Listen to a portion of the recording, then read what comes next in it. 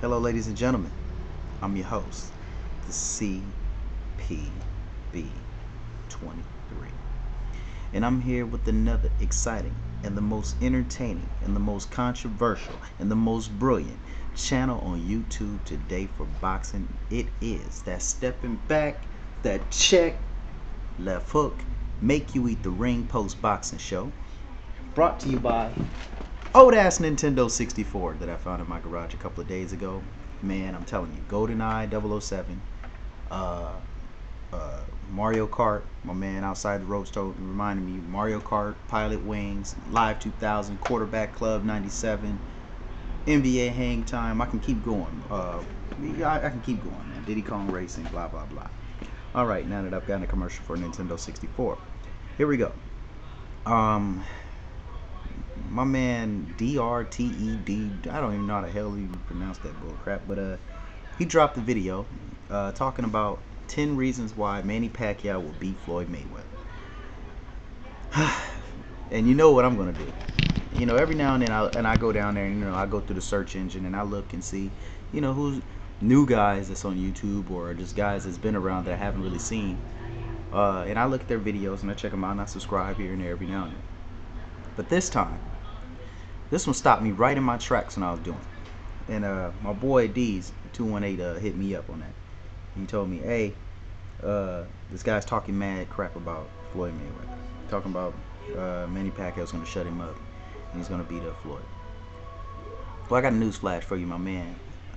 Floyd is the greatest of all time. You heard it here, right here on this channel. He is the greatest of all time. The greatest defensive boxer of all time. And everybody knows defense wins championships. Defense wins fights. Defense is the road, the blueprint to win in any sport altogether. If you don't have it, you lose. Manny Pacquiao kept his hands down plenty of times in the Cotto fight, and Cotto nailed him. Only thing about it was, Cotto wasn't he was weak in the fight. Remember, it was a catch weight, and no excuses. Manny Pacquiao did beat Cotto. I know Mayweather would have beat Cotto anyway, so it didn't matter. So that fight right there doesn't make me afraid of Manny Pacquiao, or Manny Pacquiao's going to beat Floyd. That fight wasn't devastating. It wasn't nothing. Cotto always, he's been stopped before. He's been stopped by Margarito. He's been in a war with Clottey. He's been in a war with Zab Judah. So, it happens. Okay, with Cotto. So when you say that Cotto is you're giving Manny Pacquiao praise for beating Cotto, you gave him praise for beating Hatton when, in the Ricky Hatton fight in Manny Pacquiao, Ricky Hatton, who normally balloons up in weight, he goes up to 180, 185, 190 pounds when he's on his layoffs. He comes back down to 147 to fight Floyd. Gets knocked the fuck out by Floyd. Then he fights a couple of fights, and then Manny Pacquiao says, hey, come down to 140 again. So now he went from 180 to 147, up to 180 again, down to 140. That takes his toll on a fighter's body. There you go again. Manny Pacquiao knocks him the fuck out. Manny Pacquiao wasn't even looking when he swung. He just, okay, I got him. Okay, cool. That's basically what happened. Floyd Mayweather stepped back with 10-ounce gloves on, gave Ricky Hatton his first loss. That's why this show is called the Stepping Back, Check, Left Hook, Make You Eat the Ring Post Boxing Show. That's how I got the name of this show, because of that. Now, aside from that, the Oscar De La Hoya fight, everybody knows Oscar De La Hoya killed himself to make 147. He did everything except for commit suicide to make 147. And it showed in the fight. Freddie Roach even said it. Hey, he trained to make weight. We trained to get ready for this fight. Manny Pacquiao clearly the advantage again. 8-ounce gloves fighting at 147. How often do you see fights at 147 with 8-ounce gloves? You hardly ever. Manny Pacquiao is the reinventor of that. He actually brought that back out. Manny Pacquiao has had all these fights catered for him. Hopefully this fight with Mayweather, I don't know the stipulations and all that. I don't know how it's going to be. I know it's going to be 147. I do know that. I thought it was 154 at first. That's what Freddie Roach has said, something about 154, but it's 147. If it's 10-ounce gloves, Mayweather's going to walk through it. Walk all over Manny Pacquiao. It's going to look stupid. It's going to look like the Marquez fight, basically, or worse. Remember, Marquez was tattooing that ass in the first fight and the second fight with Manny Pacquiao. I think the only thing that saved Manny Pacquiao in the first fight is the fact that he knocked Marquez down. But other than that, Marquez clearly outboxed him the whole fight. I had it 114-113 for Marquez the first fight.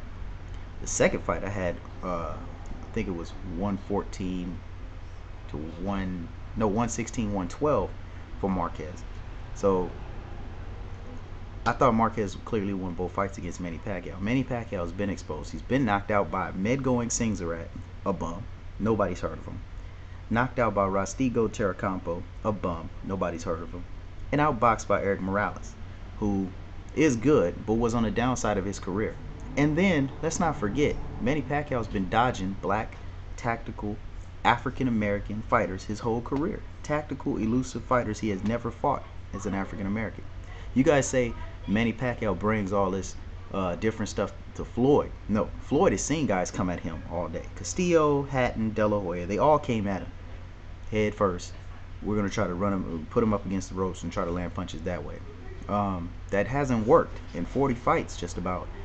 I mean, Zab Judah is the only guy that really gave him a tactical fight, and he gave Mayweather problems. So if you're gonna beat Mayweather, I think it would be tactically. You can beat him, maybe, but he's just too good at that. So really, he's 40-0 for a reason.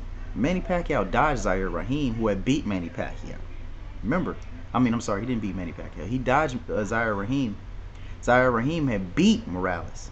Remember, Morales had a tune-up fight against Zaire Rahim to rematch with Pacquiao. Remember, Morales had beat Pacquiao the first time. Manny Pacquiao said, oh, hell no, I ain't fighting with Zaire Rahim. No. He didn't fight Nate Campbell. He didn't fight Zaire Rahim. He didn't fight Juan Diaz. He didn't fight Timothy Bradley. He didn't fight Kendall Holt. He didn't fight none of the top guys. He ain't fought none of them. He chose David Diaz. He chose Morales, old Morales, who had beat him, and it was already over the hill. You guys giving Manny Pacquiao all this credit for what? He hasn't done nothing. Yeah, he has 7 titles, and a couple of them were lineal titles. But other than that, he's never been undisputed welterweight, and he's never been undisputed champion in any division. Mayweather's been undisputed welterweight champion, 6-time champion, 5 different weight classes, an undefeated record. He carries that in the ring with him. A great defensive style. There's nothing you guys can criticize. It's nothing that Manny Pacquiao is going to do. Come March 13th, you trust me and believe this, okay? If you got some money, you better put it on Mayweather, because Mayweather's gonna pounce on him like a lion on some prey. And I'm gonna laugh at you guys. All you guys are making these phony videos talking about Manny Pacquiao as the king and all this. We'll see. We'll definitely see. With that being said, I'm your host, the Thecpb23, and I'm here once again with that most controversial, the most entertaining, the most brilliant channel on YouTube today for boxing. That stepping back, that check left hook, make you eat the ring post boxing show. And Ricky Hatton, please, the next time you want to eat the ring post, remember, put some hot sauce in that motherfucker. And I'm out.